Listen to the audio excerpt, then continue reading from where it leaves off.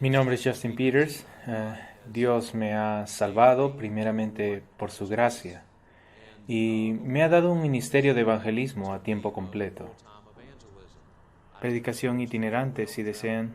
Viajo alrededor de los Estados Unidos. Mi esposa y yo, Kathy, viajamos alrededor de los Estados Unidos y un poco al extranjero, predicando. Bueno, ella no predica, yo lo hago, pero mi primer amor es la prédica expositiva, predicando la palabra de Dios versículo por versículo. Pero otro aspecto de mi ministerio es este seminario que he desarrollado, un llamado al discernimiento. Y un llamado al discernimiento es una crítica bíblica de lo que es conocido como el movimiento de palabra de fe, pero se conoce mejor como el Evangelio de la salud y la riqueza, el Evangelio de declarar y reclamar, el Evangelio de la prosperidad. Básicamente es la doctrina que te dice que siempre es la voluntad de Dios que los cristianos sean ricos y siempre es la voluntad de Dios que sean físicamente sanados. Nunca nos deberíamos enfermar, o si nos enfermamos, la sanidad física es garantizada si es que tenemos suficiente fe. Y la teología de palabra de fe satura lo que vemos en las cadenas de cable y satélite cristianos, como TVN, la cadena de inspiración Daystar, Lesia Broadcasting, The Word Network y un número de afiliados locales. No es el 100% de lo que ven en la televisión cristiana, pero sí es la gran mayoría de lo que ven. Personas como Benny Hinn, Kenneth y Gloria Copeland, Creflo Dollar, Jesse Duplantis, Joyce Meyer, Joel Austin, John Hagee, también es de palabra de fe. Así que es casi todo lo que se ve en la televisión cristiana y está siendo predicado y enseñado y se ha multiplicado en varias miles de iglesias alrededor del mundo. Y trágicamente el Evangelio de la Prosperidad es la cara del cristianismo que se conoce en la mayoría del mundo. Y pueden notar que tengo las siglas NRA, y eso es sinónimo del movimiento Nueva Reforma Apostólica. Y este es un movimiento gemelo del movimiento Palabra de Fe, y esto es todo lo que es Palabra de Fe y aún peor. Tienen mucho más en común con lo que hacen, solo algunas diferencias, pero tienen mayor énfasis en milagros y señales y maravillas, y declaraciones proféticas y cosas así, pero cuando piensen en Palabra de Fe pueden pensar en NRA, porque en esencia son iguales, son movimientos hermanos, y estaremos viendo esto brevemente. Como parte de mi trasfondo personal de cómo llegué a estar interesado en este movimiento, nací con parálisis cerebral. Y cuando tenía 16 años, un vecino se me acercó y él es una de esas personas que siempre está escuchando la voz de Dios. Dios siempre le está hablando, siempre está recibiendo un sueño y una visión y parece que Dios conversa con él más de lo que lo hacía con Moisés. Y simplemente es una de esas personas siempre oyendo algo de Dios. Pero él se me acercó y me dijo, Justin, Dios me ha hablado, y él me ha dicho que él te va a sanar, con tal de que tengas suficiente fe. Y a la edad de 16 esto realmente me impactó en el momento. Yo pensaba que era un cristiano, no lo era. Pero yo realmente deseaba ser sanado, y él me contó de una sanadora de fe que vendría a mi ciudad natal, a Vicksburg, Mississippi, llamada Nora Lamb. Nora Lamb ya falleció, pero él me dijo que ella estaría viniendo. Esto pasó en el año 1989 y me aferré mucho a esto. Ustedes saben, yo deseaba poder correr y jugar fútbol americano y hacer todas las cosas que mis amigos hacían. Y así que la versión corta de una historia larga es que fui a este evento con Nora Lamb y fui a ver algunos otros sanadores de fe. Y esperaba ser completamente sanado y obviamente no fui sanado. De lo cual no siento amargura, pero mirando atrás en la soberanía de Dios es algo que Él permitió, orquestando todo para traerme a este punto en el cual estoy ahora. Eso es lo que causó mi interés en el movimiento. Pero no llegué a entender hasta muchos años después cuán herético es este movimiento. Ni siquiera sabía que tenía un nombre. Pero años después empecé a estudiarlo a un nivel más académico. Y es como pelar las capas de una cebolla. Mientras más capas vas sacando, huele peor. Y en eso consiste el movimiento de palabra de fe. Mientras más lo estudias, mientras más lo investigas a profundidad, huele peor. Este movimiento no es cristiano. Muchas personas piensan que, bueno, las cosas que vemos en televisión son un poco tontas, un poquito locas, pero en esencia es cristiano. No, no lo es. No lo es. Queridos amigos, lo que ven en la televisión no es cristiano. En realidad tiene raíces en las sectas metafísicas como la ciencia cristiana, el nuevo pensamiento, el gnosticismo. Así que en realidad lo que están viendo en la televisión cristiana es en realidad doctrina sectaria. que ha sido envuelto en una terminología cristiana, envuelto en un pseudo-cristianismo para hacerlo sonar cristiano, pero que en realidad no es cristiano. Ellos tienen otro modo de ver a Dios, otro modo de ver al hombre, un modo diferente de ver la persona y obra de Jesucristo, otro modo de ver la autoridad de las Escrituras. Ellos lo hacen y tienen un evangelio diferente. Y confío que eso será evidente en la sesión de esta noche. Pero en realidad lo que quiero hacer esta mañana es, no vamos a meternos dentro del movimiento de palabra de fe en sí mismo, pero lo que quiero hacer esta mañana es ver el discernimiento. ¿Qué es el discernimiento? ¿Qué dice la Biblia acerca del discernimiento? ¿Cuál es la importancia del discernimiento? Así que esta sesión está titulada El deber del discernimiento. Antes de que comencemos, permítanme decir brevemente que con toda probabilidad diré algunas cosas que les pueda afectar personalmente. Y puede ser que nombre a algunas personas que les guste. Puede ser que diga cosas que quizás van en contra de lo que siempre han creído. Por favor, entiendan que con todo lo que digo, no deseo fastidiarles por el simple hecho de fastidiarles. Con todo lo que digo, les prometo que lo digo y lo enseño con el mejor entendimiento que tengo de la palabra de Dios. Y una enseñanza producto del amor y compasión por ustedes. Amor por Dios primeramente, pero también compasión por su pueblo. Y queridos amigos, todo lo que creemos y todo lo que practicamos debe conformarse a la palabra de Dios, porque la palabra de Dios es nuestra autoridad. No la creencia popular, no la tradición, sino la palabra de Dios. Así que comencemos. ¿Qué es discernimiento? Bueno, según nuestro amigo el diccionario, discernimiento es la cualidad de ser capaz de captar o comprender lo que es oscuro. Enfatiza el poder para distinguir o seleccionar lo que es verdadero o apropiado. Entonces, ser capaz de examinar cuidadosamente la verdad del error, el bien del mal. La Biblia también usa términos para discernimiento. En el Antiguo Testamento, la palabra principal que examinaremos en el hebreo es la palabra bim. Y bim significa percepción o entendimiento, poder separar una cosa de otra, mostrando sus diferencias.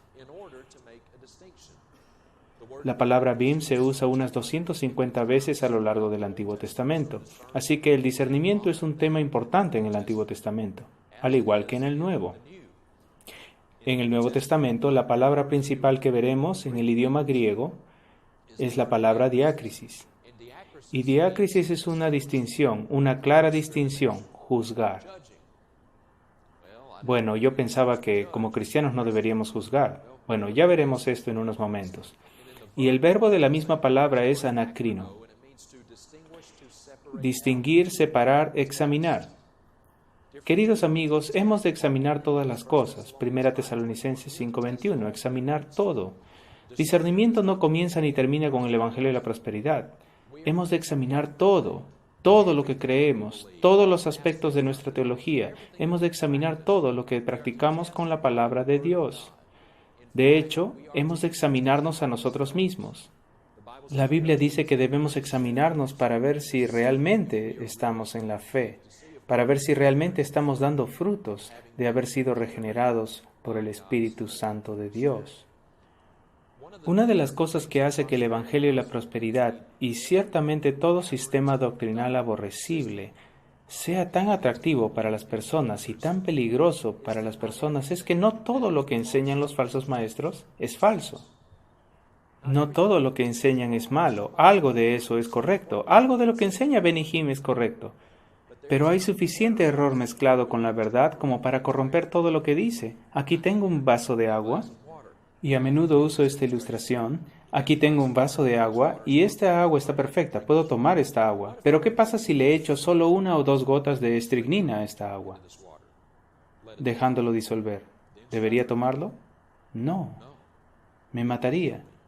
Me mandaría a la tumba.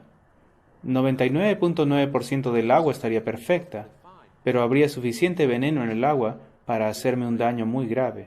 Y lo mismo se puede decir del movimiento de palabra de fe, aunque el porcentaje de error y herejía en el movimiento de palabra de fe es mucho más alto que en la ilustración que acabo de mencionar con el agua. La Biblia dice que un poco de levadura leuda toda la masa. No se necesita mucho error, mucha herejía para corromperlo todo. Pero no todo lo que enseñan es malo, algo está en lo correcto, y por eso necesitamos discernimiento. Hay un don de discernimiento, ¿bien? Algunas personas en el momento de su conversión se les es dado el don del discernimiento por el Espíritu Santo.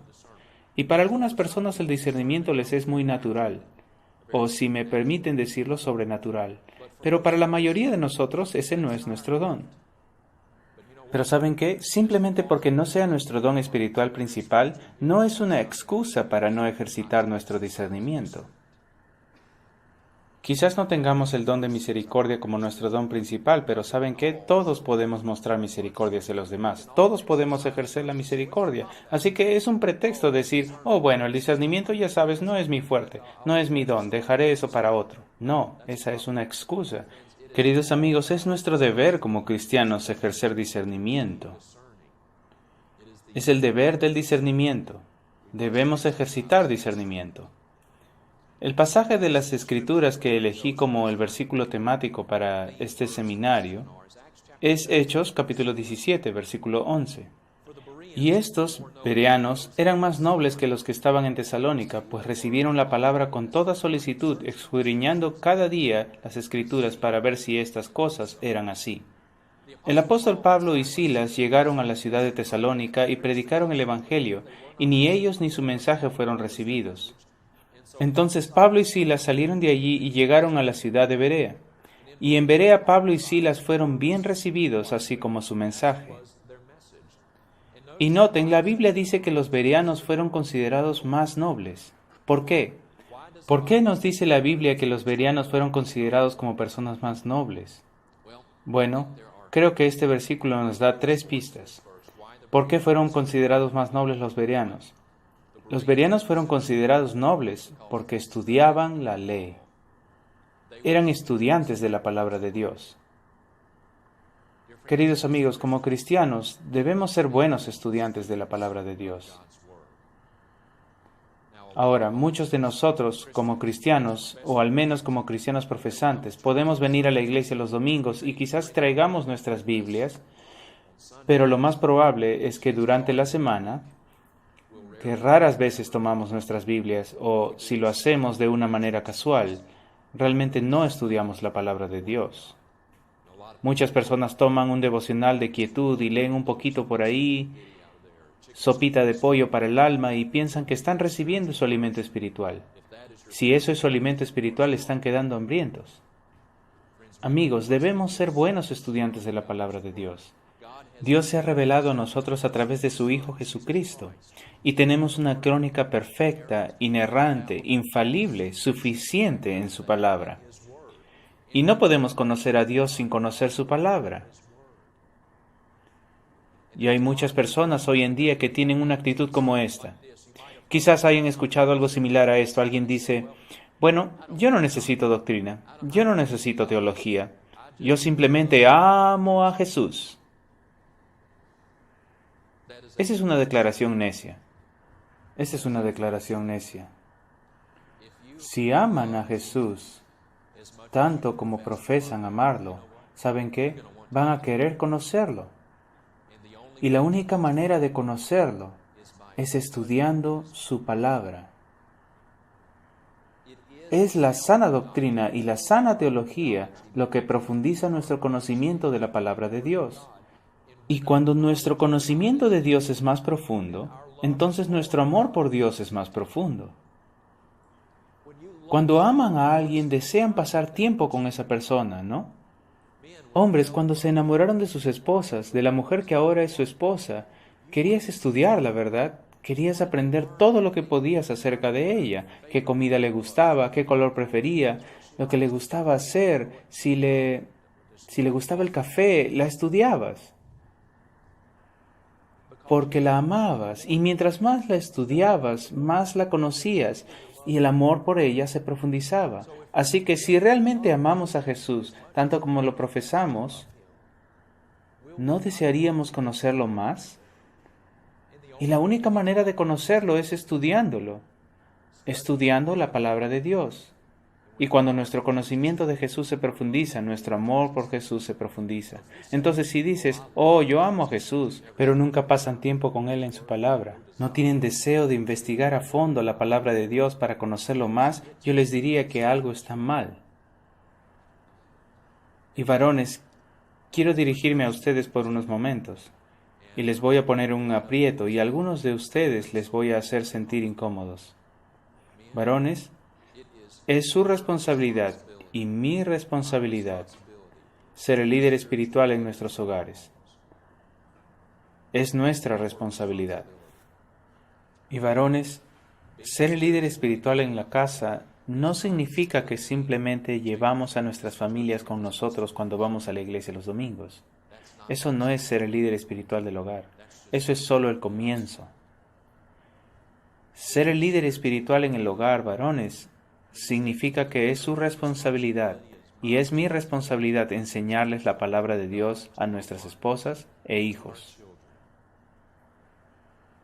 ¿Sabían que estudios recientes, y por supuesto que es un poco difícil cuantificar esto, pero hay varios estudios, aproximadamente el 70 y 80% de los niños que han sido criados en hogares donde profesan ser cristianos y que asisten a la iglesia regularmente, y que toman, entre comillas, decisiones por Jesús y después se bautizan y se crían en la iglesia, una vez que crecen y dejan el hogar y se van a la universidad o comienzan su vida de adultos, cuando dejan casa, adivinen qué más dejan atrás. Dejan la iglesia y no regresan. Oh, pero fueron salvos. Tomaron su decisión, se bautizaron. Quizás se bautizaron, pero no fueron salvos. Porque, queridos amigos, si realmente pertenecen a Cristo, puede ser que se alejen de Él por un tiempo, pero no indefinidamente.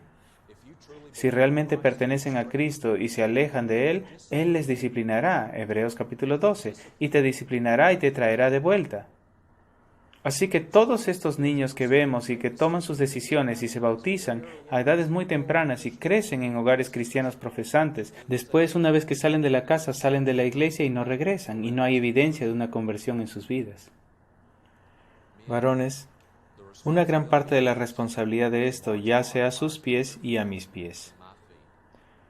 Porque eso es lo que ha pasado en los últimos 50 años o más. Hemos visto un cambio, y lo que ha pasado es que ahora la gran mayoría de los hombres cristianos profesantes han encomendado sus responsabilidades espirituales al maestro de la escuela dominical o al líder de jóvenes. Y piensan que sus hijos están recibiendo todo lo que necesitan, toda su enseñanza bíblica, ellos están recibiendo todo lo que necesitan en el salón de la escuela dominical o en la reunión de jóvenes. No, no lo están recibiendo, no lo están. Lean conmigo. La palabra de Dios, este es Dios hablando. Por tanto pondréis estas mis palabras en vuestro corazón y en vuestra alma, y las ataréis como señal en vuestra mano, y serán por frontales entre vuestros ojos, y las enseñaréis a vuestros hijos, hablando de ellas, cuando te sientes en tu casa, cuando andes por el camino, cuando te acuestes y cuando te levantes. Varones, ¿están haciendo esto? ¿Están enseñando la palabra de Dios a sus esposas y a sus hijos? ¿Les hablan de las cosas del Señor diariamente? Varones, es nuestra responsabilidad hacer estas cosas. El profesor de escuela dominical no puede hacer lo que Dios ha diseñado para que ustedes lo hagan. El líder de jóvenes no puede hacer lo que Dios ha diseñado para que ustedes lo hagan. ¿Estoy diciendo que hay algo malo con la escuela dominical o los grupos de jóvenes? No, no estoy diciendo eso. Pero lo que estoy diciendo es que la fuente principal de la instrucción bíblica, varones, debe estar viniendo de ustedes. No pueden enseñar lo que no conocen. Necesitan estar metidos en la palabra de Dios y necesitan enseñarlo a sus esposas y a sus hijos. Varones, sus hijos necesitan verlos pasando tiempo en la palabra de Dios y después vivirlo. Y así protegen a sus esposas, protegen sus matrimonios, protegen a sus hijos. Eso es lo que significa ser el líder espiritual del hogar. No encomienden la responsabilidad que Dios les ha dado al profesor de la escuela dominical. Además, los bereanos fueron considerados nobles porque recibieron el Evangelio con mentes listas y conectadas. Una de las cosas que verán es que uno de los problemas fundamentales, una de las fallas fundamentales del movimiento de fe es que los predicadores de fe en realidad animan a las personas a desconectar sus mentes y les dirán, si realmente quieren ir profundo con Dios, si quieren tener las cosas profundas, secretas y ocultas de Dios, tienen que desconectarse del pensamiento racional, desconectar sus cerebros. ¿Eso es lo que nos dice la Biblia que hagamos? No. Jesús dijo que hemos de amar al Señor nuestro Dios con todo nuestro corazón, alma y mente. Por esta razón nos dio una mente. Él quiere que la usemos. Además, los bereanos fueron considerados nobles porque probaron lo que escucharon con las Escrituras. Aunque les recibieron a Pablo y a Silas y recibieron lo que enseñaban, noten que no tomaron rápidamente lo que predicaban Pablo y Silas. Dice que buscaron en las Escrituras para ver si estas cosas eran así, para ver si lo que predicaban Pablo y Silas acerca de Jesús realmente concordaba con las profecías mesiánicas del Antiguo Testamento. Les animo a que no tomen lo que les enseñe un predicador rápidamente. Escudriñen las Escrituras para ver si realmente es así. Les animo a que no tomen las cosas que les enseño en el transcurso de estos días rápidamente. Escudriñen las Escrituras para ver si realmente es así.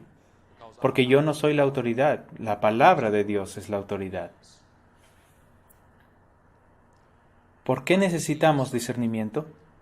Necesitamos discernimiento, dice el apóstol Pablo, para que no seamos niños fluctuantes, llevados por doquiera de todo viento de doctrina por estratagema de hombres. Queridos amigos, vivimos en un tiempo en el cual hay tantos vientos de doctrina soplando a nuestro alrededor y necesitamos tener discernimiento para que cuando estos vientos de doctrina soplen a nuestro alrededor no seamos como niños fluctuantes, llevados por el viento. ¿Saben cuál es uno de los campos favoritos de evangelismo para los mormones, si se puede usar ese término? ¿Saben con quién les gusta conversar? Les encanta conversar con algunos bautistas del sur. ¿Saben por qué? Porque los bautistas del sur, frecuentemente llamados personas del libro, conocen lo suficiente de la Biblia para ser peligrosos, lo suficiente para ser peligrosos. Y esto no solo es verdad para los bautistas del sur, sino para la mayoría de cristianos profesantes. Conocen lo suficiente de la Biblia para ser peligrosos. Conocemos hasta cierto nivel qué es lo que creemos, pero no sabemos por qué lo creemos. Y si les preguntan a muchos que hoy profesan ser cristianos, ¿por qué eres un cristiano?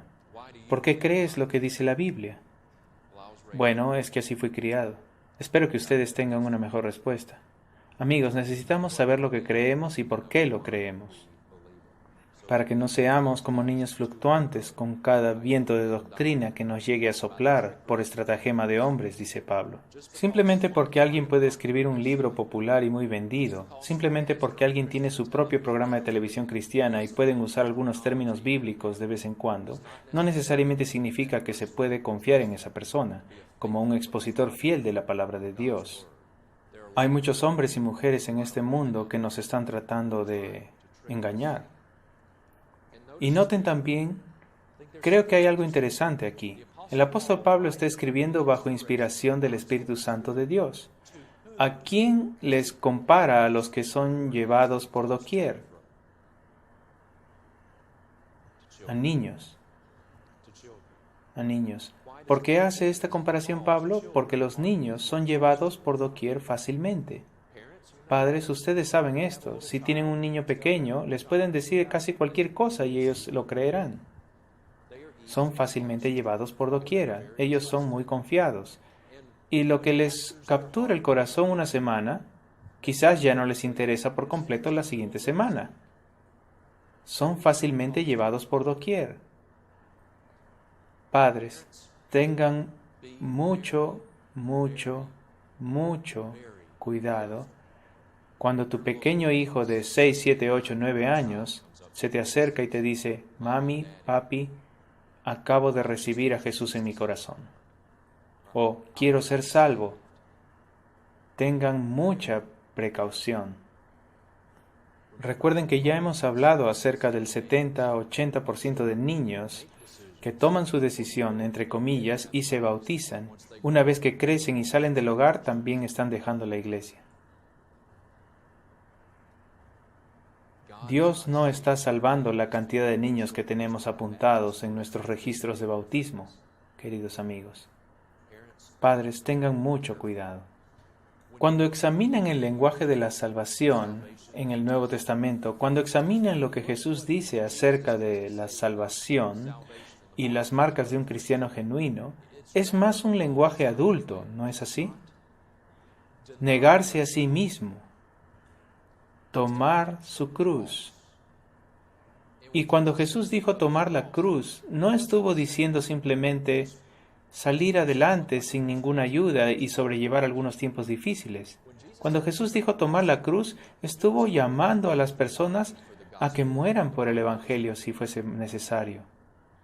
Ese es un lenguaje bastante adulto, ¿no? En Lucas 14, versículo 26, Jesús dice, cualquiera que no aborrece a su padre y a su madre, esposa, hermanos, hermanas, y aún su propia vida, no puede ser mi discípulo. Ahora, ¿Jesús decía que para ser cristiano debíamos literalmente aborrecer a nuestros parientes? No. Pero lo que sí dice es que si realmente pertenecemos a Cristo, si estamos en Cristo, entonces nuestro amor por Cristo debería ser tan profundo, debería ser tan completo, debería abarcar cada aspecto de nuestras vidas, tan incondicional, que el amor que sentimos para nuestros familiares, en comparación, parecería como aborrecimiento, por comparación. Eso es un estándar alto. Eso es un estándar alto. Pero queridos amigos, ese es el lenguaje de la salvación en el Nuevo Testamento. Yo no conozco a muchos niños de 7, 8, 9 años que tienen un amor así por Cristo. Ustedes saben, Romanos 1:18 dice que esto de los que no son salvos, ellos no son salvos porque han provocado la ira de Dios, porque detienen con injusticia la verdad. Constantemente detienen con injusticia la verdad. No conozco muchos niños de 7 que verdaderamente pueden decir que han detenido con injusticia la verdad. ¿Estoy diciendo que Dios no puede salvar a un niño? No, de ninguna manera es lo que estoy diciendo. Por supuesto que puede. Ni siquiera estoy diciendo que Dios no salva a niños en ocasiones, pero lo que sí estoy diciendo es que no lo está haciendo con la frecuencia que indican nuestros registros de bautizo. Padres, tengan mucho, mucho cuidado. Saben, cuando yo era niño, si tenías 10 años y aún no te habías bautizado, ya estabas quedándote viejo. Tengan mucho cuidado. No hay ningún apuro en que sus hijos suban al bautisterio.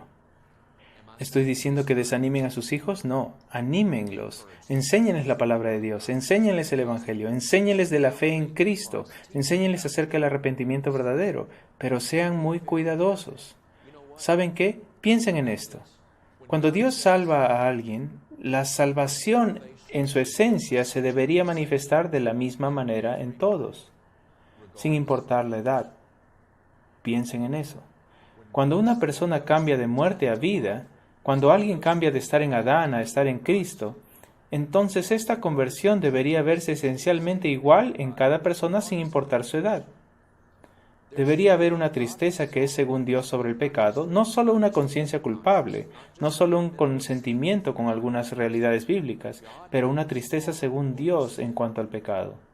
Un amor por Dios y un amor por su palabra, un amor por los hermanos. Y eso debería ser evidente en todos. Ahora, estamos diciendo que alguien que fue salvo recientemente tiene que saber dar un discurso sobre la diferencia entre justificación imputada e infundida y poder explicar su escatología. No. Eso no es lo que estamos diciendo, pero debería haber algunas distinciones. Si Dios salva a alguien, lo podrán notar.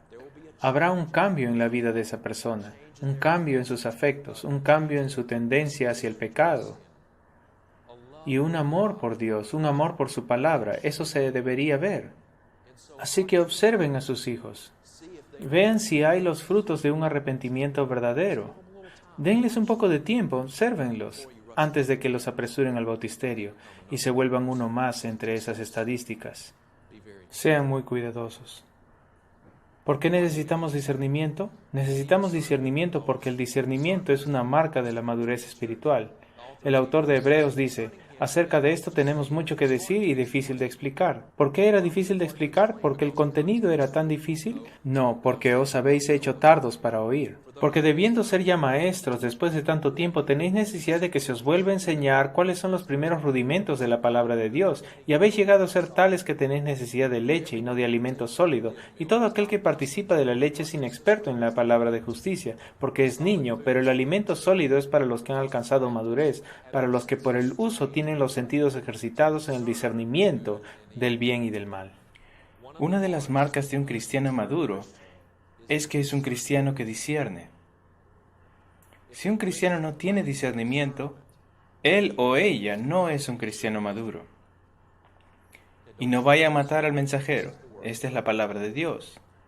Ahora, no estamos hablando de alguien que acaba de conocer a Cristo, alguien que recién ha sido salvo y no tiene un pasado de conocimiento bíblico. No estamos hablando acerca de esas personas.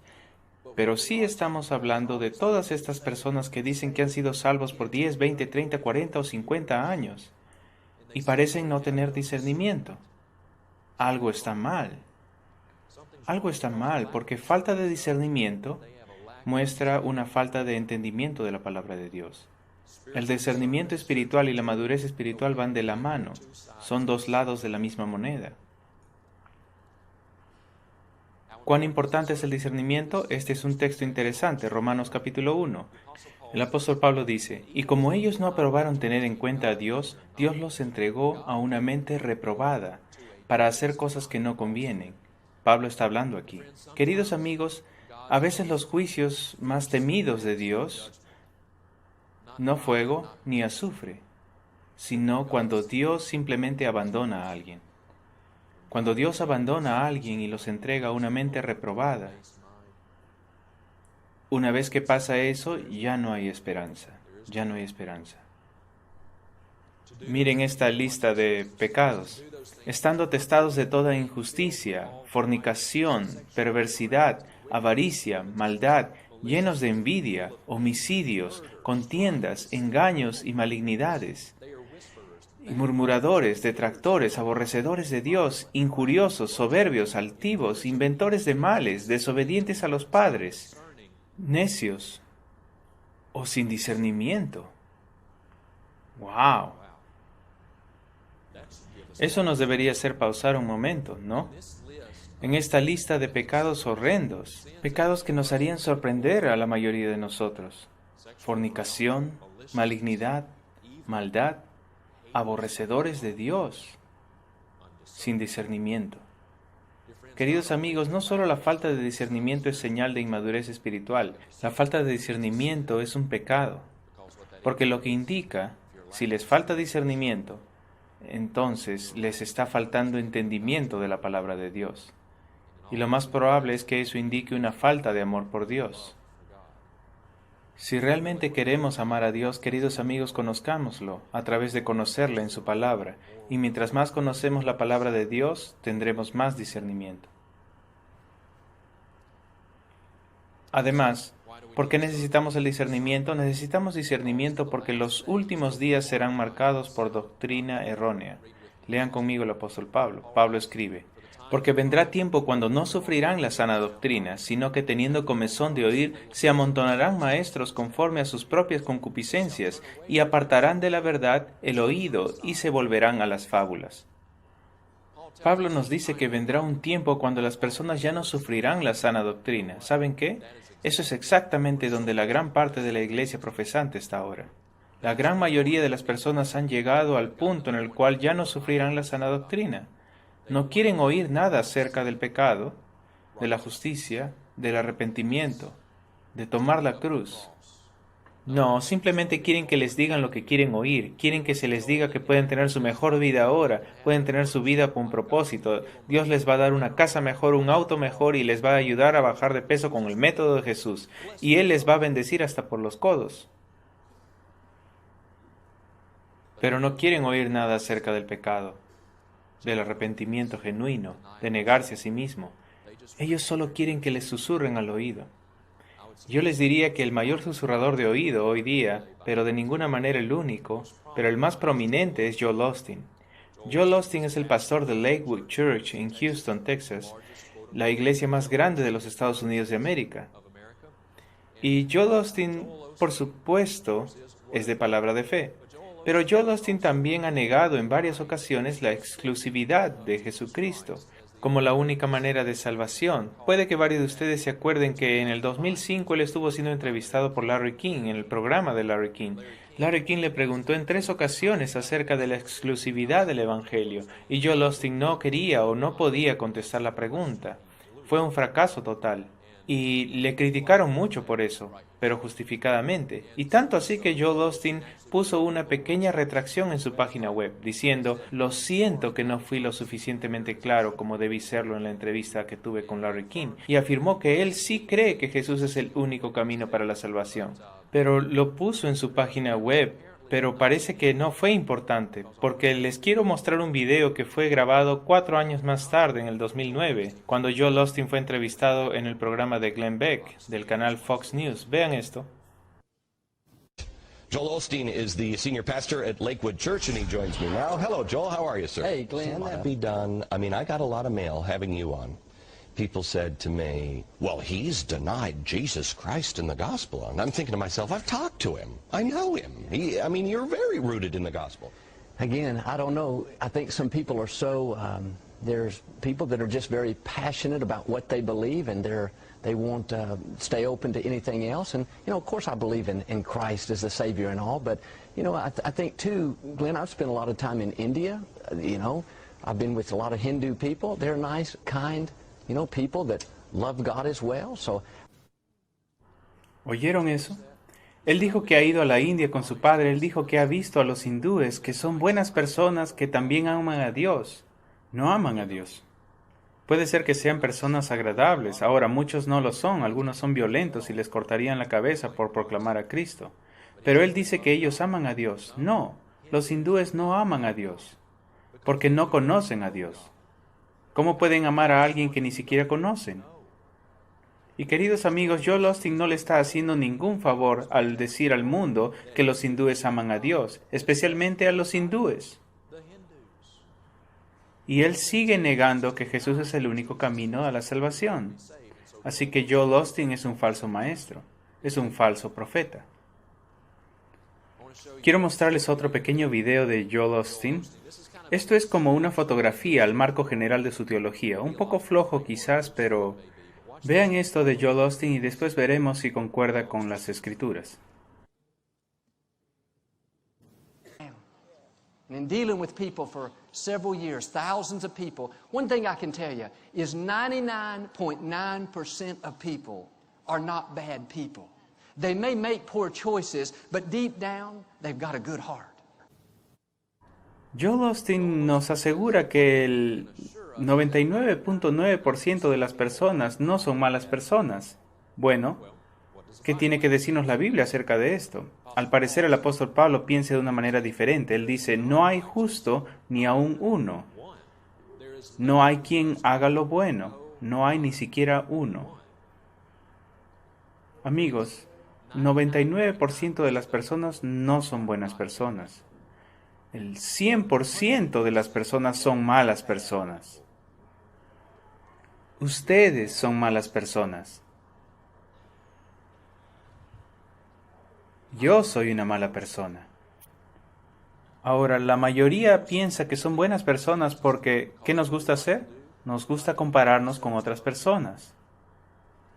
Y si yo me comparo con Adolfo Hitler, Saddam Hussein, Osama Bin Laden, no me veo tan mal. Pol Pot, Benito Mussolini, Adam Lanza, soy un buen chico.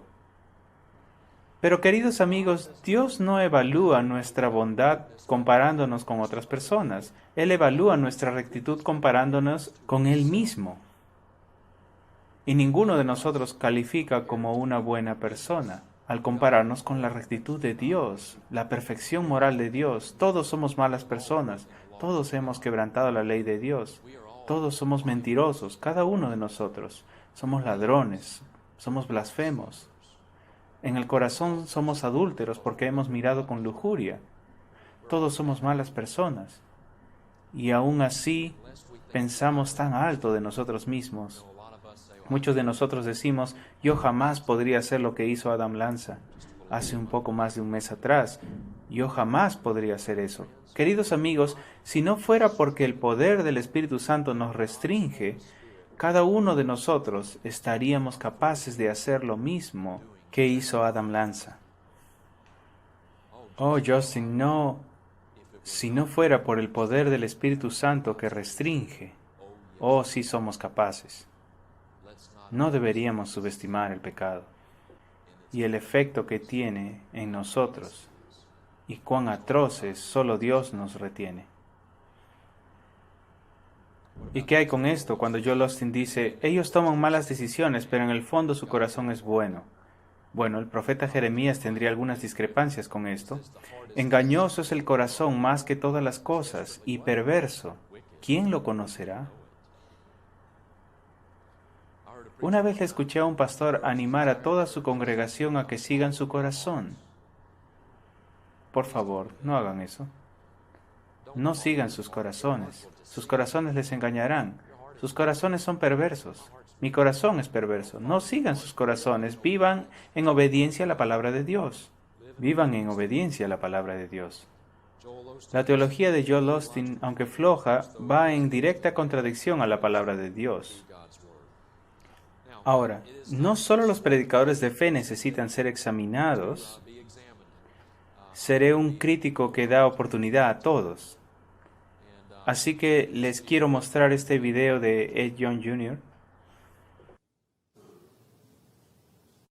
What an opportunity to be in this phenomenal worship center. It's the dream of every pastor to walk up these steps and to hit this platform. Look at this place. Isn't it amazing what God has done? I mean, the ceiling, the crowd, the choir. This is totally and completely off the chain. How you doing, brother? Hey, man. Joel Osteen. Hey, thank you. Thanks for coming by, Ed. It's great to have you. This place is unreal. Oh, man, God's blessed them. We love Ed and Lisa and appreciate what y'all are doing. All the best to you guys. We heard from Joel right here. It's in you. Amen. Ed Young Jr., un bautista del sur, relacionándose con Joel Osteen. Ahora, lo primero que voy a decir acerca de esto, lo noté cuando estaba subiendo. Él dijo, es el sueño de todo pastor, subir a esta plataforma. Yo espero que hacer eso no sea el sueño de todo pastor, porque Joel Osteen está susurrando en los oídos de las personas, y queridos amigos, es una tragedia que les susurren caminándolos hacia el infierno. Gracias a Dios, literalmente, gracias a Dios, que tener una iglesia grande y tener fama no es el sueño de todo pastor. Gracias a Dios que aún tenemos algunos pastores que predican fielmente la palabra de Dios, repartiendo correctamente la palabra de verdad. Pero Ed Young Jr. no solo se asocia con Joel Osteen, también con un número de otros predicadores de palabra de fe. La Escritura tiene algo que decir al respecto. Si alguno viene a vosotros y no trae esta doctrina, no trae el Evangelio correcto, no lo recibáis en casa ni le digáis bienvenido, porque el que le dice bienvenido participa en sus malas obras. Ed Young Jr. le está dando su respaldo a Joel Osteen, un falso maestro. Y la Escritura claramente enseña lo contrario. Queridos amigos, necesitamos discernimiento. Ahora, sé que esto puede sorprenderles a algunos de ustedes, pero no todos se emocionan con lo que hago en estos seminarios. Y sé que les debe sorprender, pero he recibido algunas críticas por hacer lo que hago, pero ¿saben qué? Si estamos haciendo lo que Dios nos instruye para hacer y si permanecemos en su verdad, seremos todos criticados. Vendrá un día en que todos seremos perseguidos. Si no hay ninguna persecución presente en nuestras vidas, si nunca lo han experimentado, entonces puede ser que necesiten ponerse al día en algunas áreas. Pero cuando la crítica viene, necesitamos estar preparados para responder bíblicamente. Así que quiero ver algunas de las críticas más comunes que he recibido y que recibirán si deciden luchar en favor de la verdad de las Escrituras. Y veremos cómo responderlas bíblicamente. Una de las críticas más comunes es esta: no juzguéis. No juzguéis para que no seáis juzgados. Uno de los pasajes más fuera de contexto y mal citados de toda la palabra de Dios. Es cierto, Jesús nos dice que no juzguemos, pero nuestro Salvador nos advierte contra un juicio hecho en hipocresía, juzgando a otro por algo que quizás estemos haciendo nosotros. Jesús nos advierte de prevenir este tipo de juicio. Para responder a esta crítica es que de hecho hemos de juzgar, siempre y cuando estemos dentro de parámetros bíblicos. Queridos amigos, cuando se trata de doctrina, cuando se trata de teología, claro que tenemos que juzgar estas cosas, siempre y cuando estemos en los parámetros bíblicos. Otra crítica, no deberías mencionar nombres. Y algunas personas dirían, bueno, es una cosa hablar de la falsa doctrina, pero nunca deberías acusar mencionando nombres, no hagas eso. La respuesta a esta crítica, de hecho, está en que hay un antecedente bíblico que nos permite acusar a los falsos profetas por nombre. El apóstol Pablo lo hizo en varias ocasiones y lo hizo públicamente. Así que hay registros bíblicos que nos permiten acusar a los falsos profetas por nombre. Ahora, no es algo que se debería hacer a la ligera, ¿saben? No deberíamos llamar a alguien falso maestro si es que discrepan con nosotros en cuanto a temas teológicos secundarios o terciarios. Digamos, su escatología no está completamente en línea con la nuestra. No decimos, eres un hereje. No, no hagan eso. No estamos hablando de eso. Pero cuando alguien continuamente concede o niega alguna de las doctrinas fundamentales del cristianismo histórico, la preexistencia de Jesucristo, el nacimiento virginal, la vida sin pecado, la expiación de la cruz, la resurrección corporal, la segunda venida de nuestro Señor, la salvación solo por gracia, solo por fe y solo por Cristo. En cuanto a estos temas debemos tener una raya que no debemos cruzar. Y todos los individuos que veremos en este seminario han concedido repetidamente muchas de las doctrinas fundamentales del cristianismo histórico. Se les ha llamado la atención y aún siguen sin arrepentirse. Así que hay registros bíblicos para acusar a los falsos maestros por nombre para prevenir al rebaño de lobos vestidos de oveja. Otra crítica es esta. Bueno, simplemente deberíamos seguir el consejo de Gamaliel. ¿Quién se supone que es Gamaliel? Gamaliel fue el instructor de Saulo antes de que Saulo fuese conocido como Pablo. Cuando Pablo se convirtió fue conocido como Pablo. Gamaliel era un fariseo y si recuerdan en Hechos capítulo 5, Pedro y los apóstoles estuvieron en Jerusalén y estaban predicando el Evangelio. Las autoridades religiosas les advirtieron, pero siguieron predicando. Les echaron a la cárcel, un ángel les libró de la cárcel y regresaron a las calles para seguir predicando el Evangelio. Así que estaban causando un alboroto en Jerusalén. Entonces los fariseos se juntaron y tuvieron una reunión, una pequeña asamblea, para decidir qué iban a hacer con estos cristianos revoltosos. Podemos encontrarlo en Hechos capítulo 5. Entonces, levantándose en el concilio un fariseo llamado Gamaliel, doctor de la ley, venerado de todo el pueblo, mandó que sacasen fuera por un momento a los apóstoles y luego dijo: Varones israelitas, mirad por vosotros lo que vais a hacer respecto a estos hombres, porque antes de estos días se levantó Teudas, diciendo que era alguien. A este se unió un número como de 400 hombres, pero él fue muerto, y todos los que le obedecían fueron dispersados y reducidos a nada. Después de éste se levantó Judas el Galileo en los días del censo, y llevó en pos de sí a mucho pueblo. Pereció también él, y todos los que le obedecían fueron dispersados. Y ahora os digo, apartaos de estos hombres y dejadlos, porque si este consejo o esta obra es de los hombres, se desvanecerá. Mas si es de Dios, no lo podréis destruir. No seáis tal vez hallados luchando contra Dios. Así que, aunque muchas personas quizás no le llaman el consejo de Gamaliel, muchas personas tienen esa actitud cuando se trata de acusar a los falsos maestros y dirán, bueno, si estos maestros cuestionables no son de Dios, no prevalecerán. Tendrán un éxito pasajero, pero no perdurarán. Pero por el otro lado, si son de Dios, no los deberíamos criticar, porque al criticarlos estaríamos en contra de Dios mismo. Así que tratémoslos de una manera libre, sin involucrarnos. Si no son de Dios no prevalecerán, pero si lo son es mejor no criticarlos. Suena como un buen consejo, ¿no? Suena como un consejo espiritual, pero no es un buen consejo, por dos razones. Dos razones muy grandes. Primero, Gamaliel no era un creyente. No tenemos indicación de que Gamaliel haya venido al conocimiento salvífico de Jesucristo. Podemos decir con seguridad que, al menos en este momento, no fue salvo. Así que Gamaliel no era creyente, entonces seguir el consejo de Gamaliel es seguir el consejo de una persona perdida. Por lo general no es una buena idea cuando se trata de temas espirituales. Número 2. Ni siquiera pasa la prueba del sentido común, porque las falsas religiones abundan. Si el consejo de Gamaliel fuese un buen consejo, entonces ¿por qué aún existe el mormonismo? ¿Por qué aún existe el islam? ¿Por qué aún existe el budismo? Pues nombren su religión falsa favorita. Han existido por cientos y no por miles de años. Claramente no son de Dios, pero aún están aquí. Así que ni siquiera pasa la prueba del sentido común. Puede sonar bonito, puede sonar como un consejo bíblico, pero no lo es. Otra crítica es esta. Si miran TVN por mucho tiempo, si es que llegan a criticar a alguno de esos falsos maestros, casi siempre responderán diciendo esto: no toquéis a mis ungidos. ¿Alguna vez han escuchado esto? ¿No toquéis a mis ungidos? Bueno, si han escuchado esto, entonces la respuesta es esta. No saquéis de contexto la Escritura. Porque eso es lo que están haciendo. Eso es lo que están haciendo. No toquéis a mis ungidos se encuentra en un par de lugares en el Antiguo Testamento. Uno de ellos es Salmo 105. No consintió que nadie los agraviase, refiriéndose a Israel, y por causa de ellos castigó a los reyes. No toquéis, dijo, a mis ungidos, ni hagáis mal a mis profetas. Así que, con frecuencia los predicadores de fe se refieren a esto y dirán: no me critiques, no toquéis a mis ungidos. Bueno, examinemos esto. Los ungidos aquí en el Salmo 105 se refiere a los patriarcas y sus descendientes, no a los predicadores modernos de hoy en día.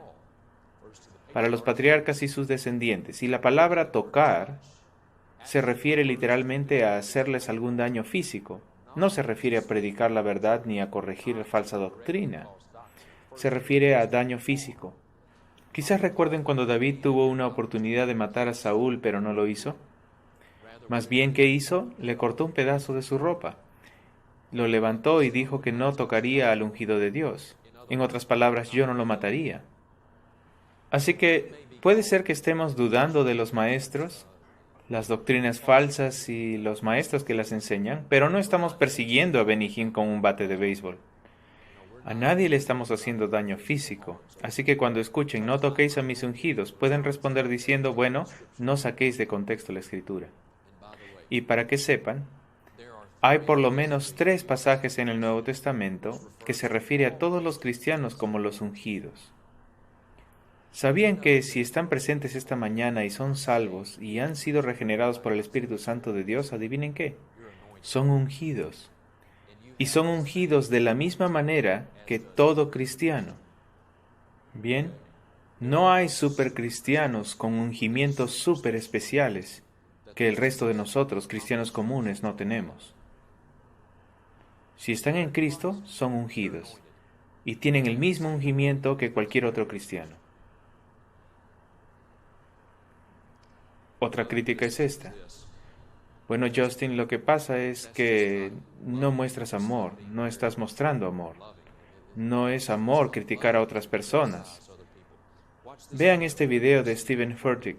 Steven Furtick es un pastor joven en Carolina del Norte, y él es conocido por despreciar la doctrina y la teología. Y también a los que les importa la doctrina y la teología, les tiene un desprecio evidente.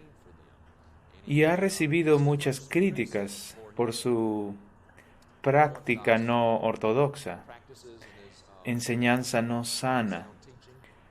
Así que hizo un video y lo puso en YouTube como una reacción a las críticas, y lo llama Oigan Amargados. Así que veamos esto de Steve Furtick, donde critica a los que se preocupan por la doctrina y la teología, y después lo hablamos.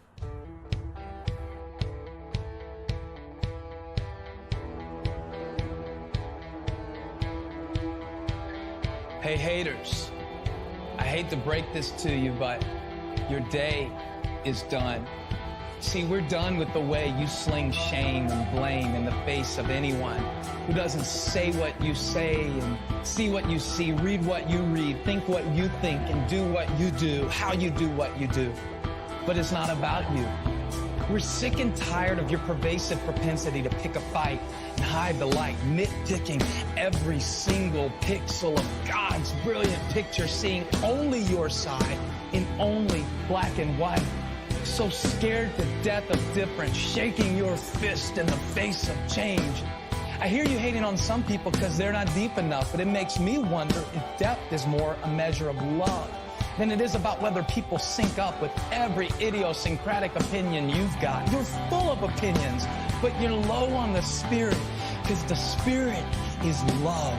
The Spirit is peace. The Spirit is kindness, and the only kind of words you ever seem to speak bring death to the hearer and leave weakness in their wake. You look like a toddler, drawing lines in the sand, talking about how you're defending the truth and taking a stand. But for all your hating and pontificating and stances and games, there's no change. Fall back. It's a new day. Because we're not looking for approval from you, who give no respect and never neglect the chance to complain. Are you going to criticize or create? Waste your time casting stones, breaking bones, belittling everyone you consider opposed? Or are you going to exchange your hate, trade the pain of the same, embrace a new way to change the world? Honor's time has come, and a new light has dawned to still the tongue of the cynic and pierce the heart of the skeptic. This generation is waiting to restore the hope of a nation.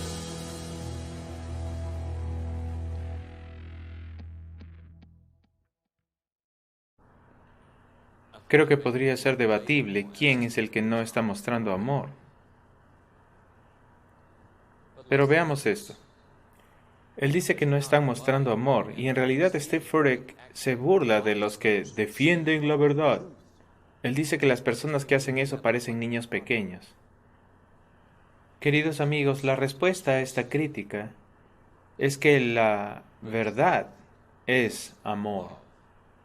Si desean mostrar amor a alguien, díganle la verdad. Si desean mostrar odio a alguien, sabiendo la verdad, no le digan nada.